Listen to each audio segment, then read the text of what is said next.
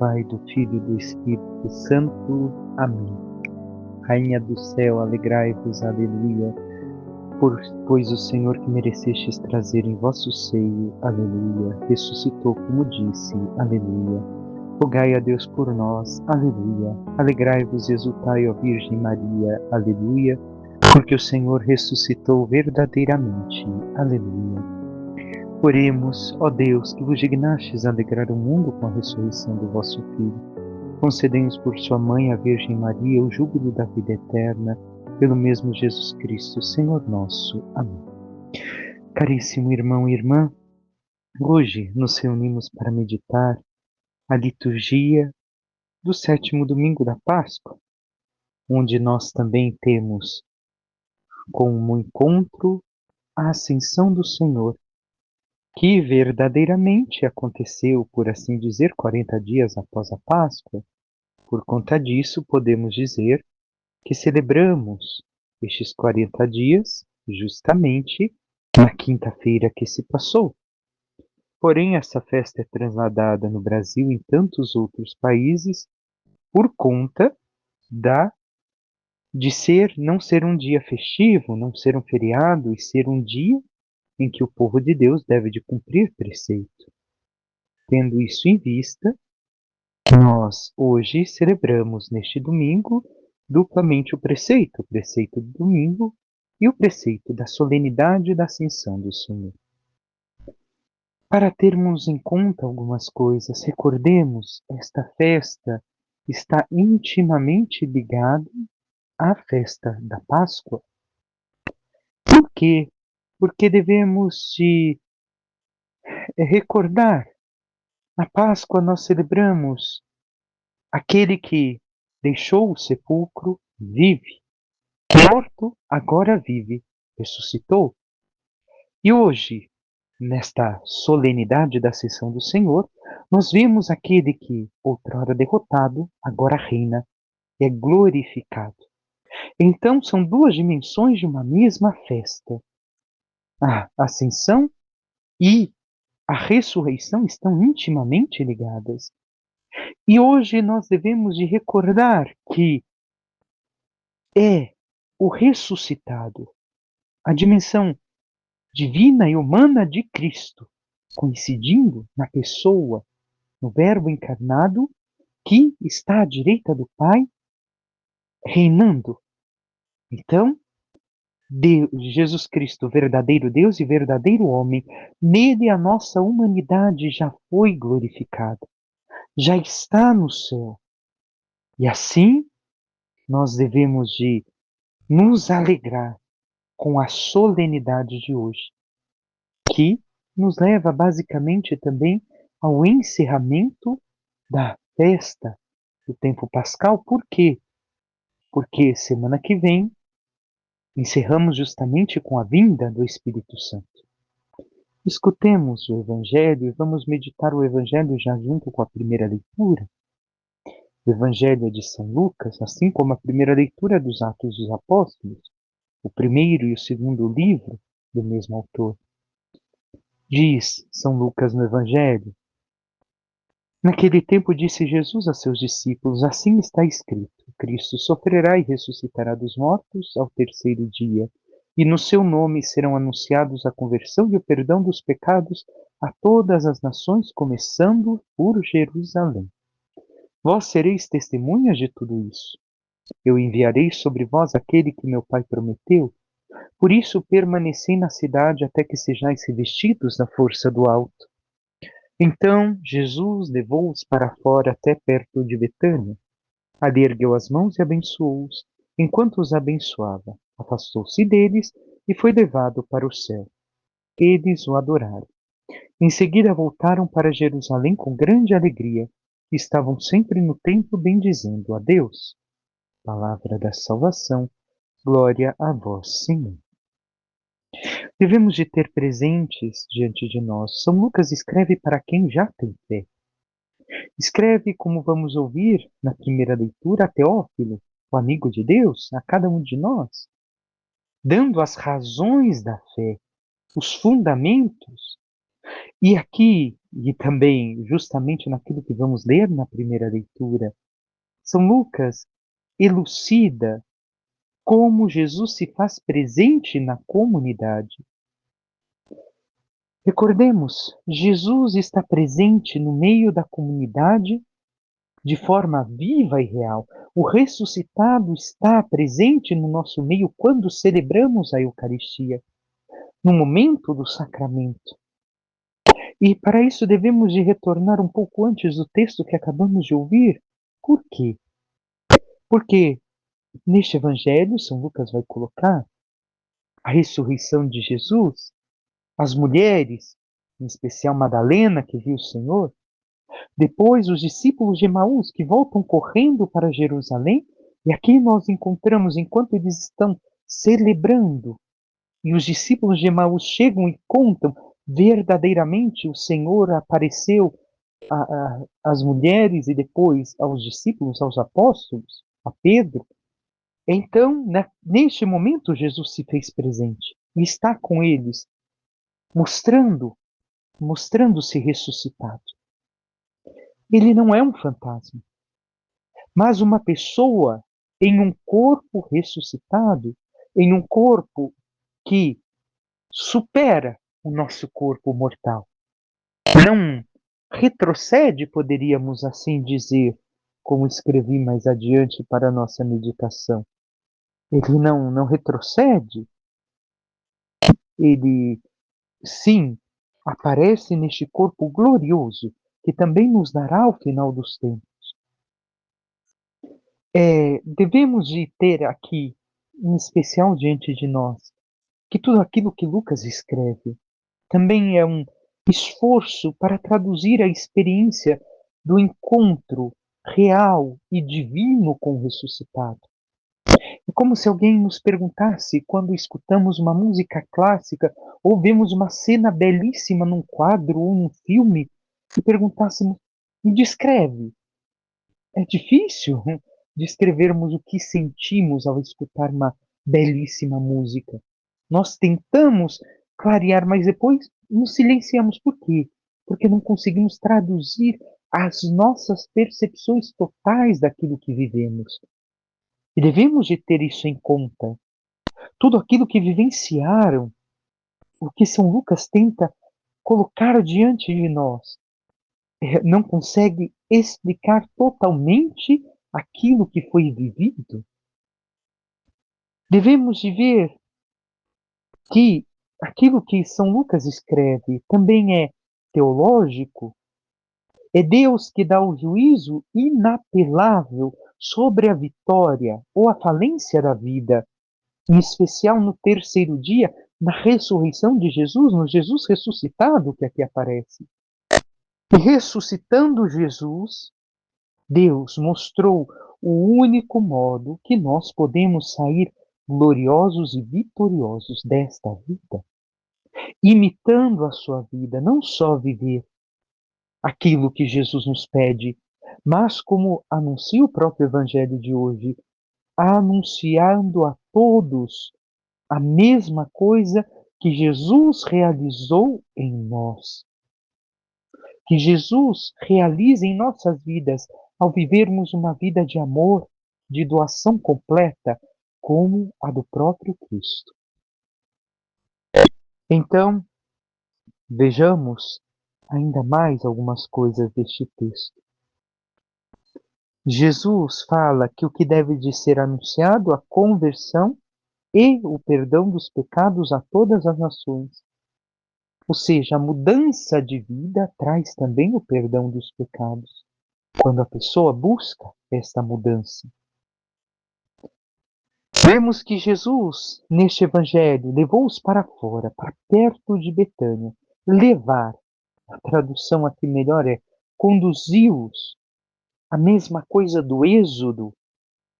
É então Jesus que faz um êxodo com os seus discípulos, retira-lhes de uma realidade para conduzi-las a uma realidade ainda melhor, como o êxodo.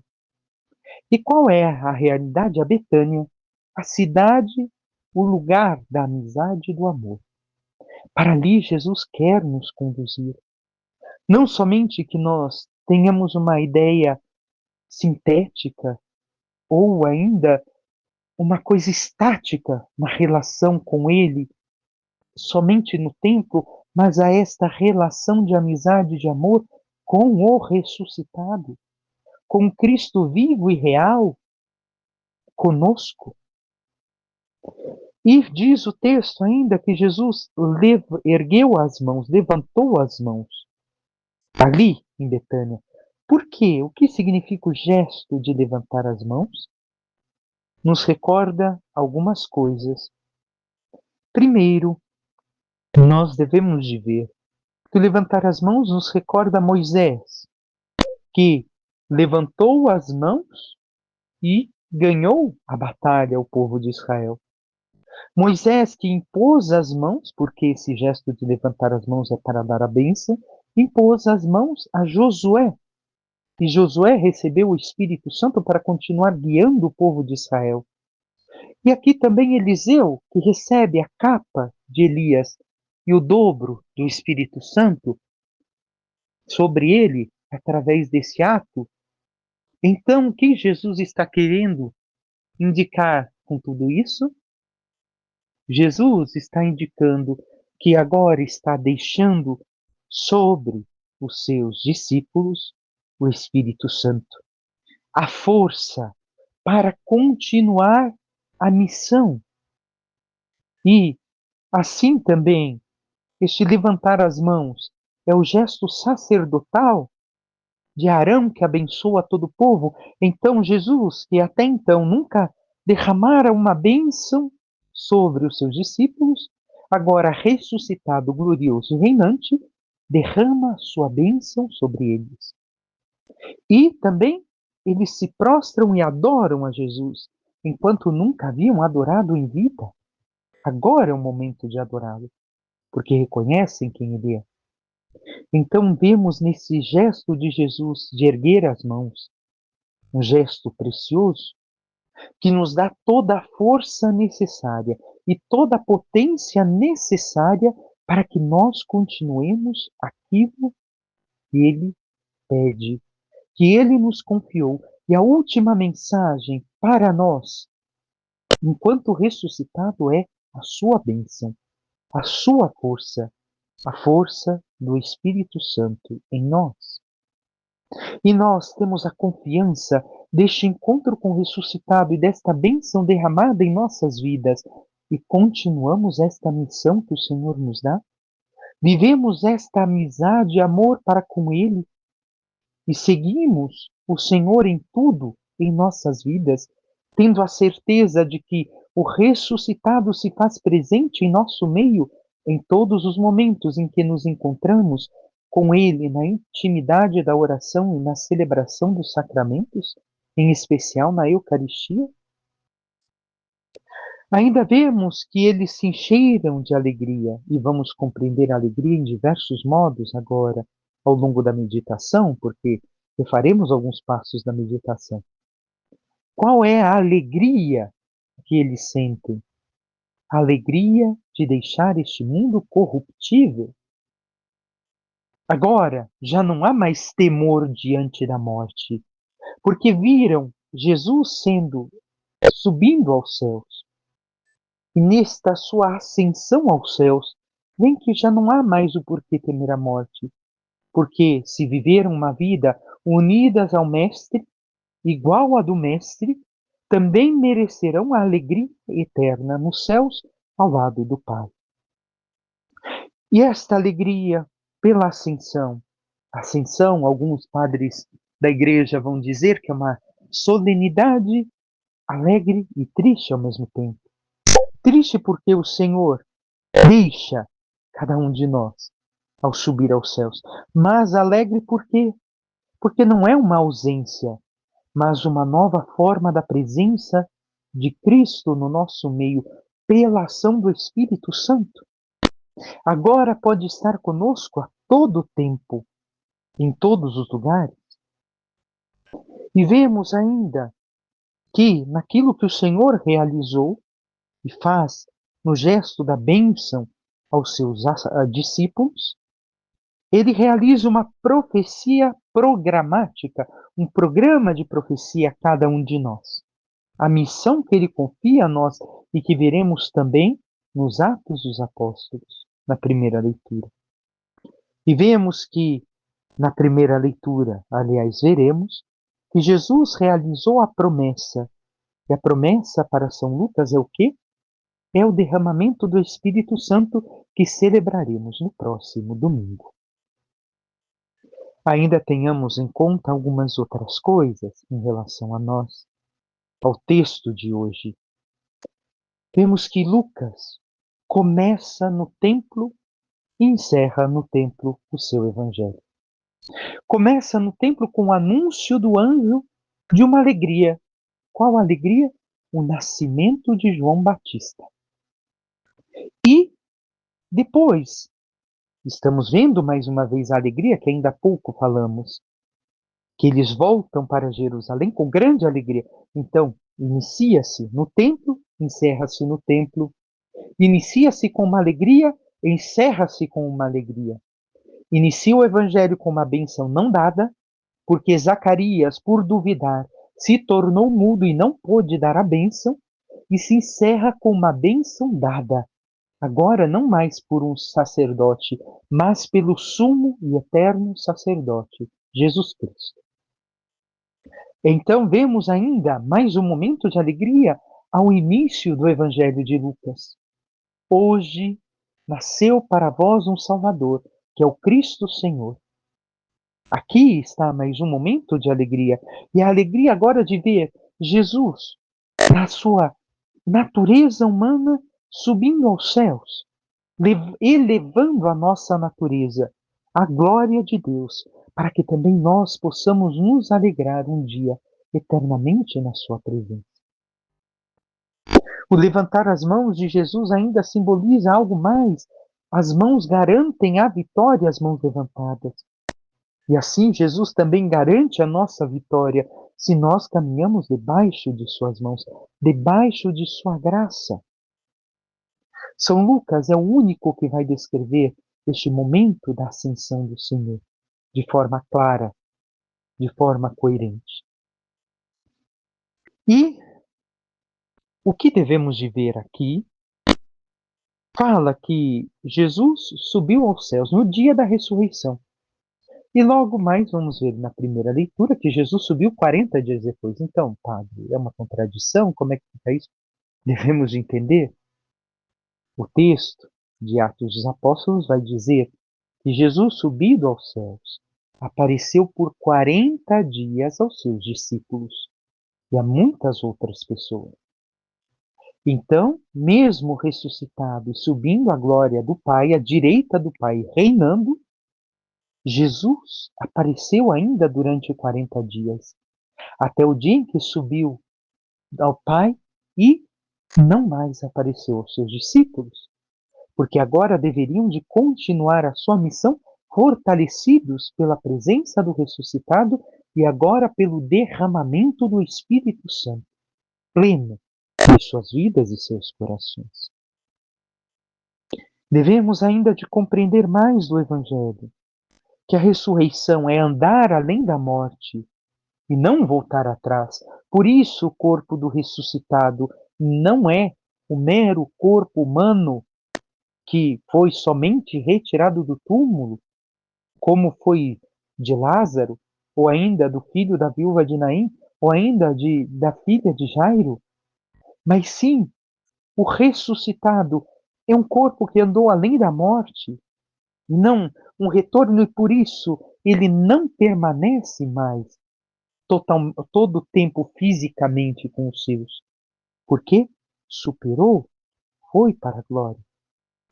Agora a sua presença, com a sua ascensão aos céus, é uma presença sacramental não somente nos sacramentos, mas pela presença viva e real em nosso meio, também se nós o buscamos, como havia dito, na oração. E devemos de nos alegrar com a solenidade de hoje, porque uma parte da nossa humanidade está no céu com Cristo. Nós já ressuscitamos com Ele no batismo, diz a oração da igreja, e por isso devemos de nos alegrar. E se ele subiu aos céus, o que ele espera de nós é que também nós possamos amadurecer na fé e não querer somente um contato físico com ele, mas crescermos na fé também imitando com a nossa vida tudo aquilo que ele fez e realizou. Devemos também de ter o olhar sobre a existência do homem. Se projetou uma nova luz, a luz do ressuscitado. E isso deve de fazer com que vejamos o mundo com os olhos renovados. O Senhor constrói o seu reino neste mundo através de nós, através de todos aqueles que unem a sua vida à vida do Cristo ressuscitado e que subiu aos céus. Nós podemos respirar da mesma forma, ter as flores, as plantas, os animais da mesma forma, mas o nosso modo de enxergar tudo a partir do ressuscitado é novo, porque agora buscamos as coisas do alto, como veremos ainda nesta meditação. O cristão agora, com o passar da sua vida, com o entardecer da sua vida, o envelhecer, se alegra com o passar dos anos, porque se aproxima cada vez mais de Cristo glorioso. E não inveja o jovem, mas alegra com a juventude que já passou. E não quer voltar à sua juventude triste, porque envelheci, porque agora tenho rugas, porque isso ou aquilo. Não, eu me alegro porque a cada dia caminho com o ressuscitado e vivendo uma vida cada vez mais unida a de Cristo. Sei que o que me espera é a glória do céu. Mas nós temos esta convicção. Nos alegramos pelos anos que passaram e que vivemos agora cada vez mais próximos a Cristo. E realmente estamos caminhando a este encontro e não nos entristecemos porque passou a minha vida e perdi, mas me alegro porque cada dia vivi com Cristo e o busquei intensamente e não vejo a hora de estar com Ele. Seria um inferno viver a vida eternamente envelhecendo aqui e sofrendo, irmão e irmã. A nossa verdadeira alegria está na plenitude, em plenitude nos céus. Aqui vivemos a sombra da alegria eterna que nos espera se buscamos a Cristo. Então devemos de deixar de buscar as coisas da terra. Devemos ainda de ter o olhar. A cruz elevada é o sinal da glória. O sepulcro vazio, o sinal da vida. O céu agora, por Cristo, foi e Cristo elevado, está aberto. É a presença perene do céu em nós também, ao nosso redor, porque Cristo está no céu. E se a humanidade está no céu, o céu também encontra em Cristo a terra. O convite a considerar o retorno de Cristo um dia é também da vida divina sobre a terra. Devemos de ver que na segunda leitura encontraremos com a palavra véu, que Cristo rasgou com o véu ali é a sua carne, que agora, rasgada, vive a sua glória, a sua divindade. E devemos de conceber então que no corpo de Cristo, no corpo glorioso, se encontra céu e terra, como também um dia nós encontraremos, se buscamos verdadeiramente uma vida unida ao mistério de Cristo, à sua glória, à sua majestade. Devemos de ter presentes o espetáculo da ascensão de Jesus para os anjos, assim como a admiração dos homens. Podemos recordar aquele salmo que diz: ó porta, levantai vossos frontões, elevai-vos bem mais alto, antigas portas, a fim de que o Rei da Glória possa entrar. Por que podemos conceber este salmo? Simplesmente recordando que justamente é a porta dos céus, os portões antigos que se levantam para que um homem entre. E é um espetáculo para os anjos, por quê? Porque um homem entrou na glória de Deus. Algo inaudível, impensável.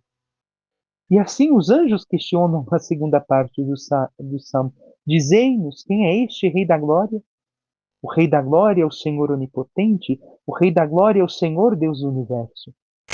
Um homem que se torna o Rei glorioso. Espetáculo para os anjos. Algo impensável. E com isso nós devemos de ter a segurança da vitória se caminhamos com o Senhor. Por quê? Porque se Cristo venceu e se nós vivemos nesta busca incessante de viver com Ele a sua santidade, o seu amor, a sua glória, também nós somos vencedores já com Ele. Não porque somos melhores, mas porque buscamos viver fiéis a Ele, fiéis à sua palavra, fiéis ao seu mistério.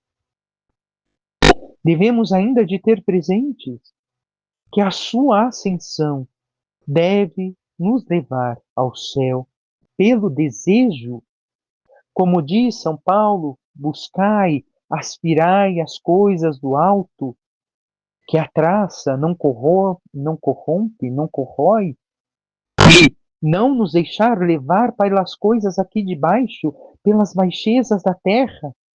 O olhar hoje, o Cristo que subiu aos céus, nós veremos um pouco mais na primeira leitura, deve de nos levar a buscar e aspirar as coisas que nos levam para a glória e não somente as coisas desta terra. O primeiro domingo da Quaresma entra em contraste com a festa de hoje. Por quê? No primeiro domingo da Quaresma, o diabo só fala das coisas da terra, só oferece a glória, o poder, as coisas materiais, o encher o estômago. Só oferece... E qual é a armadilha diabólica que nos desvia do nosso fim, que é a glória dos céus?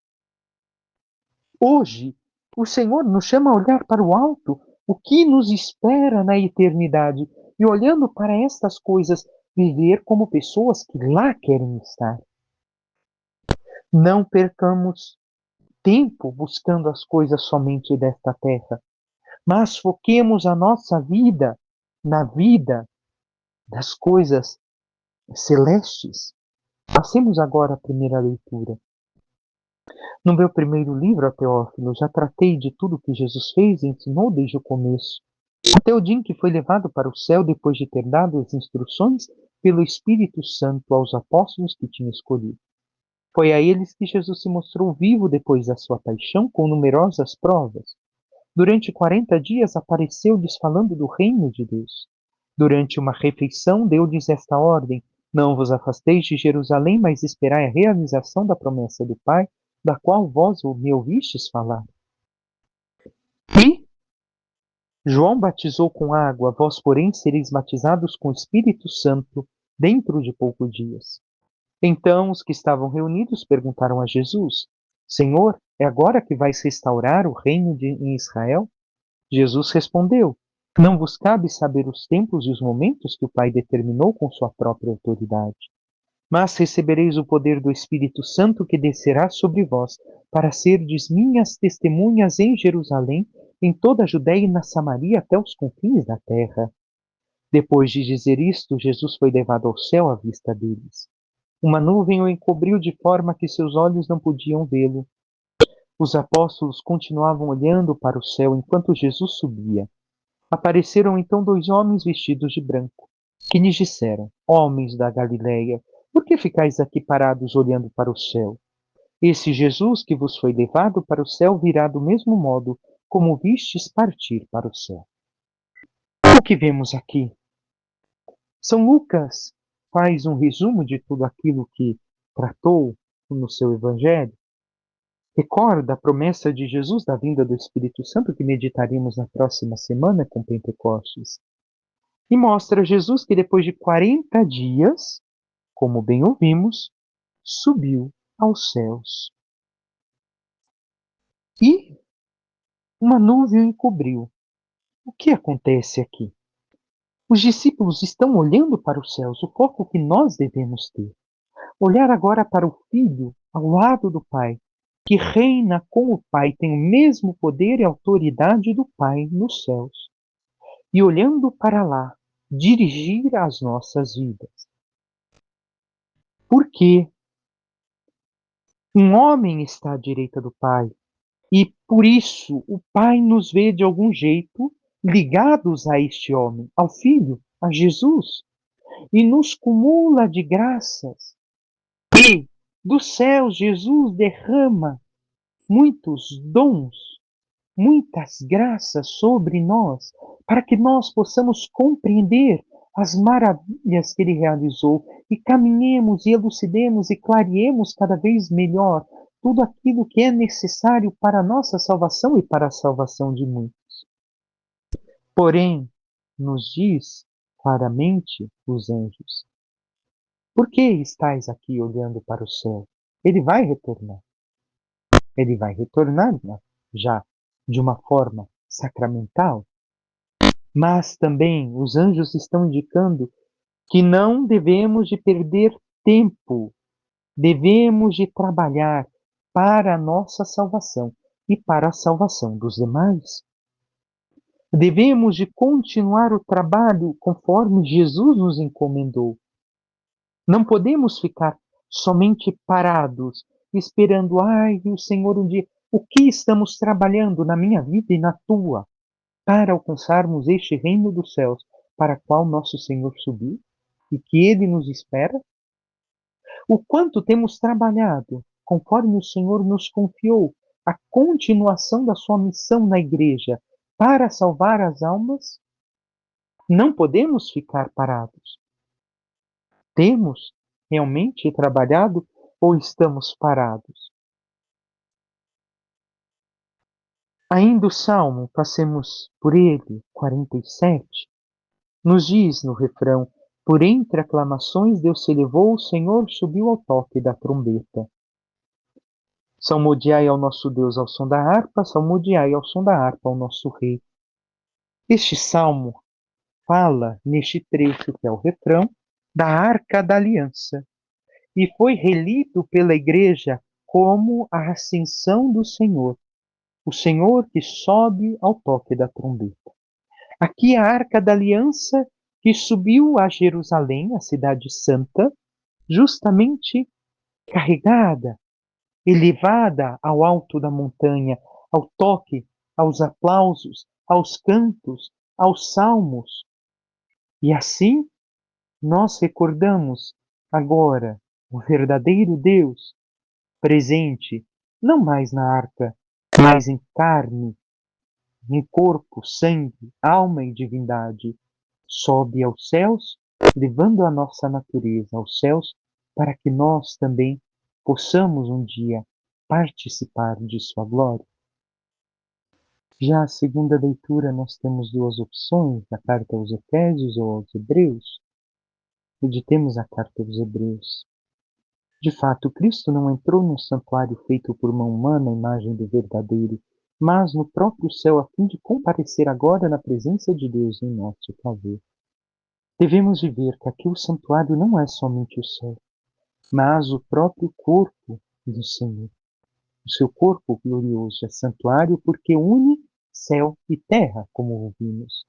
A humanidade de Cristo foi elevada à glória dos céus, e a sua divindade sempre esteve presente nele. E não foi para se oferecer a si muitas vezes como sumo sacerdote, que cada ano entra no santuário com sangue alheio, porque se assim fosse, deveria ter sofrido muitas vezes desde a fundação do mundo. Mas foi agora, na plenitude dos tempos, que uma vez por todas ele se manifestou para destruir o pecado pelo sacrifício de si mesmo. Como compreendemos isso? Devemos de recordar como era o templo de Jerusalém. Tinha o pátio dos gentios, o pátio das mulheres, o pátio dos homens, a parte da oferenda dos incensos e, por fim, o Santo dos Santos, onde uma vez por ano, somente por uma fresta da cortina, entrava-se o sumo sacerdote. E este sumo sacerdote levava consigo o sangue de um cordeiro imolado para colocar no propiciatório. Aqui nós vemos que Jesus é o sumo sacerdote, que não leva o sangue de um cordeiro, mas sim o seu próprio sangue e oferece ao próprio Pai pela nossa salvação. E por isso não necessita sofrer mais, porque o seu sacrifício foi feito de uma vez por todas, sendo ele Deus. E por isso o Pai olha para o Filho e nos vê de uma certa maneira conectados a Ele pela nossa humanidade, pelo batismo, pela ação do Espírito Santo, e por isso o Pai nos cumula de bênçãos e graças. E por isso devemos de nos unir cada vez mais ao Cristo, imitando com a vida, sendo outro Cristo na terra. Continuemos. O destino de todo homem é morrer uma só vez e depois vem o julgamento. Este é o destino de todos. Morremos e, terminando nossa vida com a morte, seremos julgados. Do mesmo modo, também Cristo, oferecido uma vez por todas para tirar o pecado da multidão, aparecerá uma segunda vez, fora do pecado, para salvar aqueles que o esperam. Aqui é a segunda vez, quando Cristo voltará na sua glória e nós reinaremos com Ele, também com o nosso corpo glorioso. Segue São Paulo, ou melhor, segue o autor da carta aos Hebreus, que tantas vezes se dizia São Paulo. Sendo assim, irmãos, temos plena liberdade para entrar no santuário, pelo sangue de Jesus. Então temos liberdade para entrar nos céus pela vida de Cristo. O sangue aqui simboliza a vida. A nossa vida unida à vida dele, vivida como a vida dele. Assim nós temos liberdade. Por isso nós devemos de nos unir plenamente e viver a sua santidade. Ele nos abriu um caminho novo e vivo através da cortina, quero dizer, através da sua humanidade. O véu, a cortina que se rasgou do templo, é a humanidade de Cristo, que escondia a sua divindade. Temos um grande sacerdote constituído sobre a casa de Deus. Aproximemo-nos, portanto, de coração sincero e cheio de fé, com o coração purificado de toda má consciência e o corpo lavado com água pura. O que nos diz? Coração com fé, purificado do pecado, onde nós buscamos a santidade de consciência e de corpo, e o corpo lavado com água pura, a santidade batismal. Sem desânimo, continuemos a afirmar a nossa esperança, porque é fiel quem fez a promessa. Devemos esperar e confiar. Por quê? Porque o Senhor não falha. E para encerrarmos, uma última meditação. Hoje se diz que a profissão do futuro é justamente a psiquiatria, dar remédio adoidado para todo mundo, que todo mundo está endoidando. Mas devemos de ver, caríssimos irmãos, nós devemos de ansiar, e voltemos àquilo que dissemos, buscar as coisas do alto. Devemos de ansiar estar nos céus. E estar no céu não é somente querer morrer, mas é o querer estar em intimidade com o Senhor através da oração, buscando incessantemente, buscando o Senhor continuamente e não reservando a nossa oração somente a poucos tempos e de uma forma tão a conta-gotas ou tão pouquíssima. Por quê? Porque é ali que nós nos livramos da loucura que o mundo se encontra hoje, da loucura na qual nós vivemos. Nós podemos ir ao céu, não somente quando estamos nos sacramentos, ali de forma particular e não a todo momento conseguimos estar na Santa Missa ou vivenciando os sacramentos, mas nos momentos de intimidade e oração, nós conseguimos entrar pela ação do Espírito Santo que ora em nós, se nós permitimos, se nós buscamos uma verdadeira interioridade, uma verdadeira amizade com Deus, intimidade com o Senhor, ali nós podemos subir ao céu, abandonando toda essa loucura que está ao nosso redor, para encontrarmos em Deus esta sintonia e esta força para continuarmos a missão que Ele nos confiou. E não nos tornarmos loucos. Estamos realmente buscando este momento de estar nos céus com o Senhor, na sua presença, sendo verdadeiramente tocados e fortalecidos por Ele. Peçamos à Santíssima Virgem Maria, nossa Mãe, que interceda por cada um de nós, que nos ajude cada vez mais buscarmos o Senhor ressuscitado, este encontro com o ressuscitado nos sacramentos da Igreja, nos momentos de oração, ao subirmos ao céu pela oração e pelos sacramentos.